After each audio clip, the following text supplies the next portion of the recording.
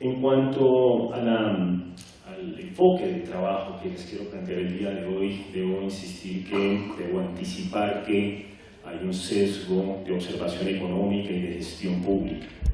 En ese sentido, particular de la observación del fenómeno de las prácticas laborales en la música, en nuestro contexto, haré una observación sobre los modos en que se puede caracterizar las dinámicas del mercado laboral, para luego comunicarles el conjunto de estrategias que hemos podido identificar desde distintas experiencias de investigación del Plan Nacional de Concertación, el Programa Nacional de Concertación, en donde hemos podido verificar las estrategias específicas en que las organizaciones musicales y culturales han podido dar respuesta a los entornos de flexibilidad, indeterminación y complejidad de nuestro entorno socioeconómico. En ese sentido, plantearía un punto inicial a partir de entender que la dimensión laboral de las manifestaciones socioeconómicas de la música tiene al menos dos perspectivas. Una basada desde las prácticas y los oficios, aquella que a partir de los estratos fundamentales de las prácticas consuetudinarias se manifiesta como un ejercicio sonoro y musical, y una segunda de mayor formalización, conducida y con impacto en el mercado formal del trabajo. Sin embargo, no quiero ponerlas como dicotomía. Ambas tienen vínculos y se entrecruzan trenzadamente. Y hay una práctica que las vincula de modo muy particular, que es la chisga, que conocemos muy bien, hemos tenido que pasar por ella en más de una ocasión.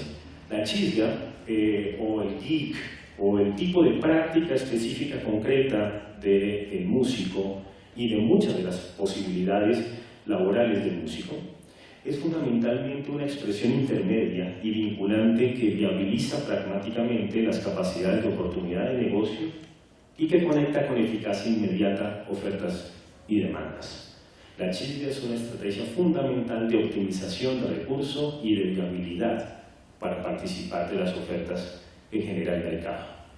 En ese sentido, claramente, tenemos unas condiciones de contexto muy distintas a las de otros países. Nosotros tenemos un escenario mixto en nuestra condición de mercado laboral cultural y mercado laboral de la música. ¿Mixto en qué sentido? Confiamos que el mercado tenga los elementos fundamentales de viabilidad y comunicabilidad de información para conectar ofertas y demandas. Por otro lado, tenemos un sistema de intervención proveniente de la política pública cultural que genera a partir de mecanismos específicos de acción estímulos combinados de oferta y demanda. Es una característica muy particular de nuestra política cultural, y es que no se decanta a favor de estímulos de oferta o estímulos de demanda, sino que los combina y busca transitar en medio de los dos, en medio de dificultades muy grandes, porque para este tipo de estrategias se necesita capacidad, recurso, musculatura presupuestal, cosa muy difícil de hallar tanto a nivel nacional como a nivel local. En ese sentido, entonces, nuestro modelo combina mercado y combina intervención pública del Estado. En las dos perspectivas que estamos planteando, aquella que proviene del oficio y las prácticas y del trabajo formal, hay unos énfasis distintos. En el primero hay una priorización de utilidad social y económica. En el segundo, económica y social en ese orden, porque ambas tienen intención de utilidad, es decir, no se generan y no se promueven acciones tan complejas y tan demandantes de recurso humano, económico, social, como hacer música, si no se espera de ello retorno. Solo que los retornos no son solamente económicos, también lo son de orden social, también lo son de orden de afirmación identitaria, también hay otros tipos de retornos. Pero claramente toda acción cultural y musical implica el hecho, la perspectiva fundamental de expectativa de retorno de la inversión. En tanto el oficio y las prácticas, nuestro primer escenario, estas se desarrollan fundamentalmente en lo que podemos llamar escenarios de pequeña escala, según Spring, Angie Bennett o Richard Peterson. Estos son espacios de configuración de la práctica cultural a partir de su vinculación profunda con territorio y población. Estas prácticas, fundamentadas desde esta vinculación, por supuesto, generan economías de pequeña escala. Estas economías de pequeña escala desarrollan sus iniciativas a partir de distintas estrategias, a las que me referiré al final, muy ingeniosas, muy capaces de colocar en posibilidad de rentabilidad sus ejercicios creativos y de producción. Por otra parte, tenemos en el segundo espacio del trabajo formal, por supuesto hay una prelación de la utilidad económica, pero este también es un espacio de configuración social, sin duda alguna. Pero desde allí estamos hablando más de unidades productivas, de las actividades económicas, del sector productivo, clasificados por el sistema de CIU, Clasificación Industrial Internacional Uniforme, en donde tenemos el sistema formal de industria y donde se generan distintas formas de creación y producción de la música. Aquí hay distintos investigadores que vale la pena considerar, y yo les recomiendo mucho a Nigos, que ha hecho un trabajo muy cuidadoso de observación etnográfica de la industria de la grabación, observando cuán a veces confiamos o creemos que la industria discográfica tiene todo muy claro, y no lo tiene claro. Hace juegos, genera apuestas y pierde muchas veces, tiene escenarios de indeterminación muy grandes. La industria discográfica pasa por momentos de reestructuración completos y estructurales de fondo, pero les recomiendo en tanto el replanteamiento completo de los esquemas de estas economías industriales de la música, el trabajo de David Arity, acaba de salir hace 2 meses, sobre la era digital y su impacto en la industria discográfica. La conclusión fundamental de Arity es que no ha habido ningún cambio fundamental en las curvas ascendentes de demanda por sencillos musicales y en la distribución musical. Aunque la industria basada en soporte ha tenido importantes conflictos, dificultades y obstáculos, la producción y generación de contenido musical es una industria ascendente, porque se ha compensado la reducción de la distribución del soporte por la multiplicidad de los dispositivos de escucha. Así que las demandas y la producción del sencillo sigue siendo determinante en este tipo de lógicas de producción industrial discográfica. Muy bien, en estos 2 escenarios que estamos tejiendo y que tienen relaciones, porque insisto, no son una oposición, quiero decir que tienen un área de intersección significativa e importante. En el primero, claro, se pueden localizar de manera más fácil las prácticas tradicionales, las iniciativas emergentes, redes y otro tipo de acciones que están permitiendo las conexiones de las escenas de pequeña escala con contextos globales, viabilizando posibilidades de circulación. Por el otro lado, como estábamos diciendo, localizamos las industrias, pero nuevamente insisto en no ponerlas como 2 rieles de ferrocarril, porque las industrias no son solamente grandes. Las industrias y las organizaciones pero son también medianas, pequeñas, unifamiliares y unipersonales. Es decir, hay una iniciativa formal también de pequeña escala. Así que lo que estamos observando son distintos niveles de agregación en las formas de creación y producción de la música. En cualquier caso, todas ellas generan bienes y servicios. Bienes y servicios que son de mercado o de no mercado. Quiero decir que lo que hace la comunidad de practicantes de la música se manifiesta en un bien tangible o en un servicio, es decir, en un intangible, transferible, intercambiable, experienciable, etcétera, etcétera, etcétera. Son 2 formas concretas de generación y de concreción de la actividad que hace la comunidad o el colectivo. Estas acciones colectivas son altamente demandantes en recursos. Cuando un colectivo musical pone en práctica un ejercicio de integración para desarrollar o un bien o un servicio, integra elementos, experiencias, formaciones, tiempos, dedicaciones, recursos humanos de altísimo valor.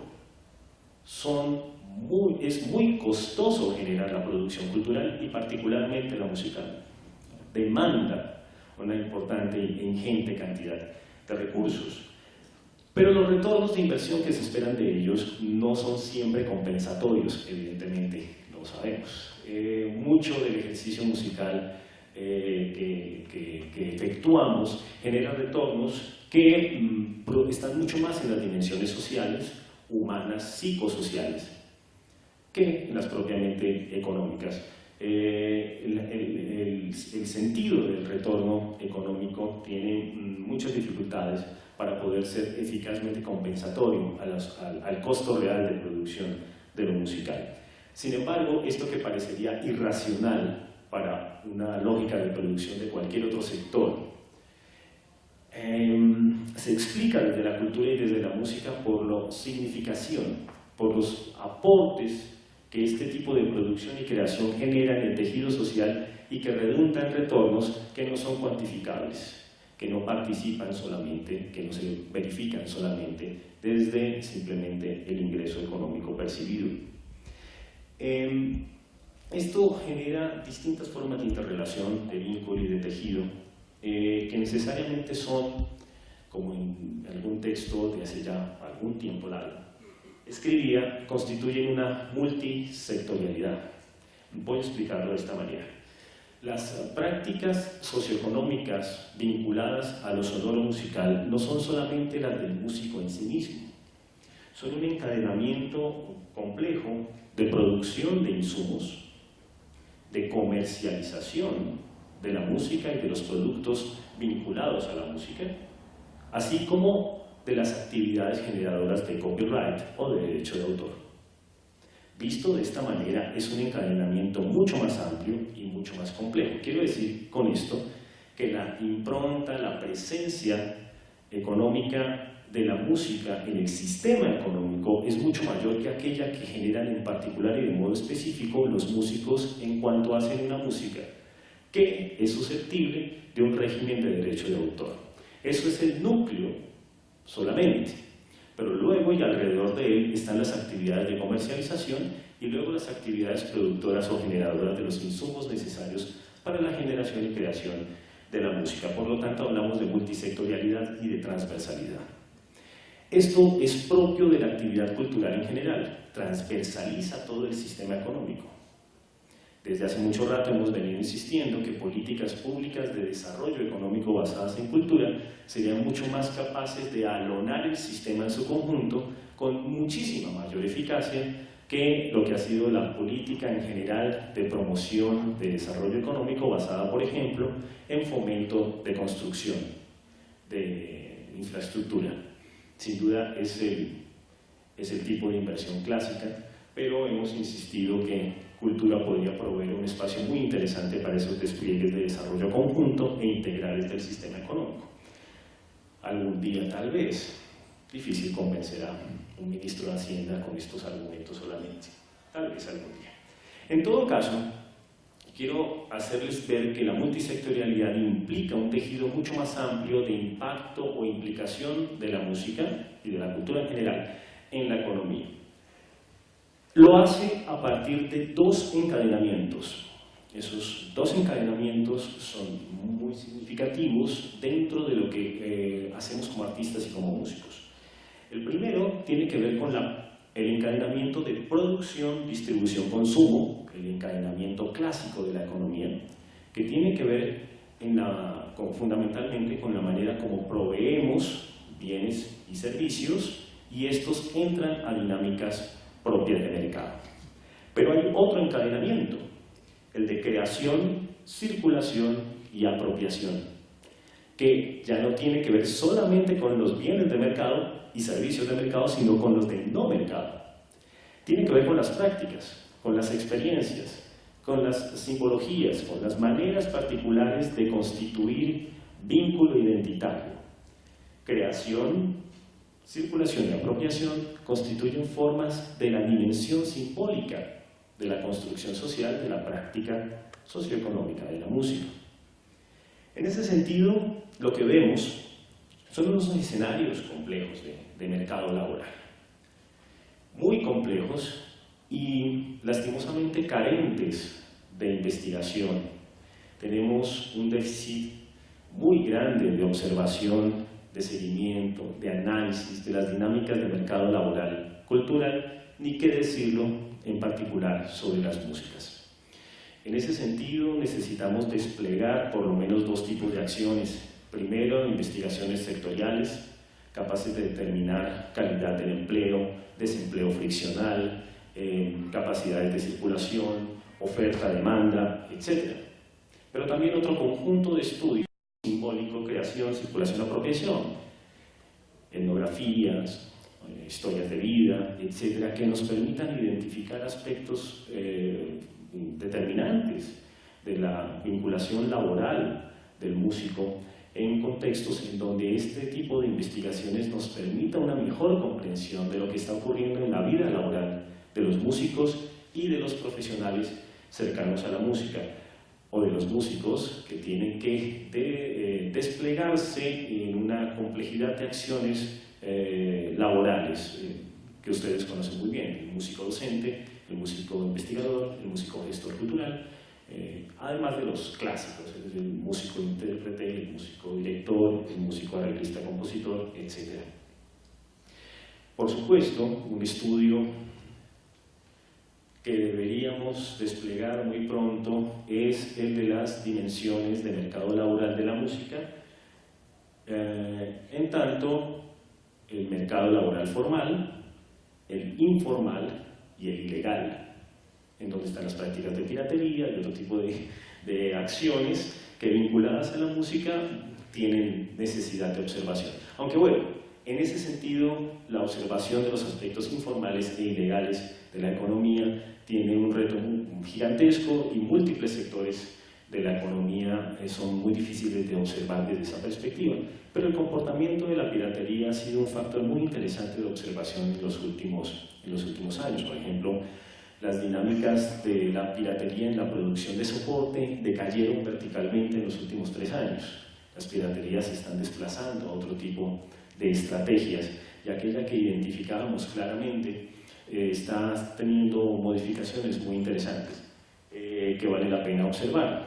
La informalidad es todo un espacio que merecería ser observado, en donde la chisga tiene un papel muy importante y otro tipo de prácticas no formalizadas. Pero también nos faltan las investigaciones formales. Quiero decir que tenemos un déficit sin duda significativo en la observación del mercado laboral. Ojalá podamos crear vinculaciones más eficaces entre la institucionalidad pública y la universidad, para que podamos de algún modo crear unos programas de investigación, o lo que suele llamarse con alguna pompa y circunstancia, observatorios, con lo cual podamos conjugar distintos estudios para la observación de estos temas. Bien, fundamentalmente no importan los dos escenarios que hemos descrito, no importan las múltiples estrategias puestas en juego, no importa que sea formal o informal, la escala de trabajo, unipersonal o industrial, etc.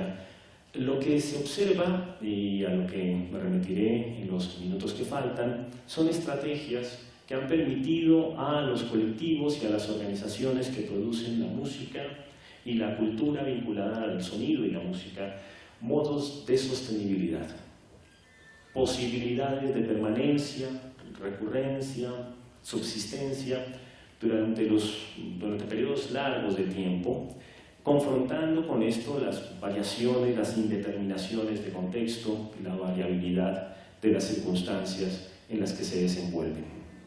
En ese sentido, lo que identifico de modo concreto en lo que han sido las observaciones que hemos hecho de 1.200 organizaciones en los últimos 2 años, son un conjunto de estrategias muy particulares que han sido dispuestas para darle capacidad a la organización y al colectivo para confrontar estas situaciones, y que son fundamentalmente estrategias de rentabilización del capital social y del capital cultural, conformadas para dar respuesta a las limitaciones de capital económico. Así lo que observamos son distintas formas en que los capitales entran en juego y se intensifican inversiones en uno y en otro para solventar deficiencias en uno y en otro, pero las deficiencias sobre todo son de capital económico. Entonces lo que ocurre es que las organizaciones rentabilizan capital social y cultural en perspectiva de restricciones de capital económico. Saltaré un montón de cosas que probablemente, si queda algún tiempo después, las podremos mirar. Entonces, me concentraré en lo que creo yo puede ser uno de los aspectos más interesantes del diálogo esta mañana. Son los determinantes y estrategias de inversión de capital social y capital cultural. Aunque una definición de cada uno es bien, sería para un seminario cada una de ellas, el capital social tiene fundamentalmente como definición, o se entendería de una manera esencial, como las maneras, las distintas capacidades que generan las organizaciones y los colectivos para tejer relaciones y vínculos de cooperación y solidaridad. Es decir, el capital social se manifiesta como la densidad de vinculación y de relaciones que tienen las organizaciones o los actores o los colectivos, etc. De modo muy general. Hay definiciones muy técnicas, les recomiendo a Sacerdoti y otros autores al respecto. El capital cultural es una noción más ambigua, más compleja, porque proviene de la sociología, no proviene de la economía. El famosísimo Bourdieu, que siempre aparece en casi toda conversación, incluso las de Transmilenio, Bourdieu, que aparece en casi cualquier cosa que decimos desde la cultura, coloca o instala este concepto de modo fundamental para hacernos observar un fenómeno particular en cómo los distintos agentes pueden recurrir a acervos que son o que provienen de sus formaciones, que provienen de sus contextos familiares y contextuales de orden de vínculo y de influencia, y que los disponen a partir de su conocimiento para lograr una mejor capacidad de poder o una mejor capacidad de visibilización dentro del campo. Es decir, el capital cultural proviene del acervo de conocimiento y experiencias que se rodea de una legitimación a partir de la capacidad de la gente para tener unas influencias debido a su vínculo de origen, y de ese modo logra capacidades de visibilización y presencia social. Bien, me remitiré entonces a estas estrategias que son modos particulares de respuesta en estos contextos cambiantes de mercado laboral. Las experiencias observadas, que fueron múltiples, son claramente, especialmente aquellas que lograron, nos enfocamos en aquellas que habían logrado pervivencia, es decir, aquellas que habían tenido capacidad de 5 años de gestión continua. Las experiencias observadas son claramente eficaces en la generación de procesos de permanente inversión en capital social y capital cultural. Las organizaciones se han constituido y desarrollado a partir de procesos de inversión y de reinversión en capital social. De hecho, procesos de acumulación de dichos capitales explican su sostenibilidad. Las organizaciones comprenden que densificar y profundizar su red de relaciones es determinante para responder a restricciones de capital económico, que pueden comprometer la sostenibilidad de las organizaciones. Pero no lo hacen solamente para compensar la debilidad de acceso al capital económico disponible. También está guiada por razones más profundas y en perspectivas de largo plazo.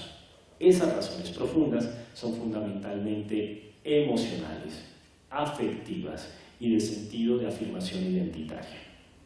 Las organizaciones se preocupan por desarrollar vínculos estrechos y emocionales con los agentes cercanos a su actividad, de modo que la comunicación de sus intenciones y modos de actuación se expresa y se verifica como coincidentes con objetivos comunitarios y sociales compartidos por todos ellos. La comunicación de la misión y cómo ésta resulta incluyente de aspiraciones colectivas es parte determinante de la conformación de estos vínculos estrechos y parte determinante de las acciones y estrategias de pervivencia de las organizaciones que trabajan en música y en cultura. La primera estrategia le llamo, y tenemos solo 5 minutos, estrategia de crecimiento racional. La afectividad y la emocionalidad no son suficientes por sí solas. La inversión en capital social de las organizaciones se basa en un principio fundamental, el cual puede denominarse crecimiento razonable. Las organizaciones tienen un carácter expansivo y de crecimiento, todas ellas, es decir, aspiran a más y mejor. como parte de una muy interiorizada lógica en todas las organizaciones, comunidades y colectivos que tiene que ver con querer siempre hacer más mañana. Es decir, nunca planeamos el próximo año con indicadores de menor cuantía o producción del año anterior. Es una lógica maximalista. Pero, no obstante, las organizaciones en que verificamos sostenibilidad son cuidadosas en comunicar y promover logros creíbles en horizontes acotados. Con ello estimulan un espíritu solidario de los agentes cercanos, pero con previsión de logros asequibles. Con ello gestionan la expectativa y cierran las posibilidades de descreimiento y la sensación de decepción. Es un tipo particular de intervención, de comunicación que permite una expectativa en la cual confía el colectivo y el conjunto social. Segunda estrategia de núcleo promotor. Las organizaciones que en la dimensión cultural y social musical que vimos sostenibles establecen una segunda estrategia clave de sostenibilidad conducente a proteger el capital social acumulado y consiste en la conformación de lo que puede denominarse núcleo promotor. Las organizaciones frecuentemente encuentran inversiones y desinversiones que expanden o contraen su capital social. Sin embargo, constituyen un núcleo promotor, un grupo de agentes altamente comprometidos, intelectual, afectivamente vinculados, que suman experiencias, trayectorias para alinearse y responder a situaciones límite o situaciones de crisis que pueden comprometer el desarrollo de la organización. El pequeño grupo es solidario en un sentido más allá del usual. El grado de compromiso es mucho mayor. Y es una estrategia que permite respuestas de rápido consenso y viabiliza soluciones pragmáticas a las coyunturas. Las organizaciones sociales y culturales que observamos conducen siempre sus acciones alrededor de lo que desde el principio de su fundación han constituido un grupo particular de stakeholders, de cercanos, de agentes cercanos, cuyo compromiso por la causa, por el proceso, va mucho más allá de la racionalidad económica. La tercera estrategia que localizamos, la estrategia de ética de permanencia, es la siguiente. Las intervenciones en cultura, de esta sonora musical en particular que estamos observando, también en educación, suelen estar determinadas por el largo plazo, dado que sus procesos y productos demuestran impacto luego de inmersión y sostenibilidad de acciones. Bajo esta posibilidad, aunque de modo no explícito, las organizaciones practican lo que podría llamarse ética de permanencia. Esta estrategia consiste en que los procesos desarrollados en el territorio y en la población se asientan a partir de considerar la intervención como estructural y superior a las condiciones de coyuntura y oportunidad. Las organizaciones que observamos en ese sentido se afianzan y prometen quedarse, prometen continuar, y constituyen alrededor de sus colectivos de trabajo y sus entornos una promesa de constituirse como parte de su escenario y de su paisaje cultural.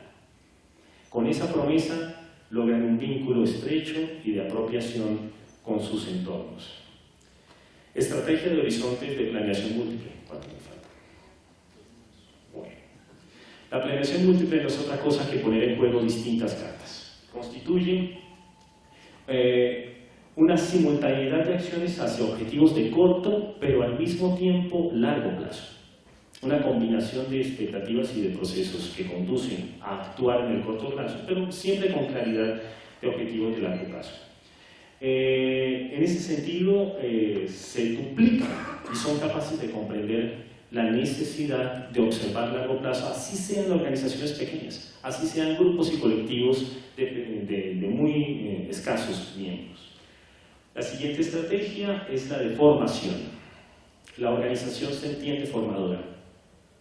No solo genera un bien y servicio, sino que genera un tipo de acción de construcción formativa entre sus miembros al interior y hacia su contexto.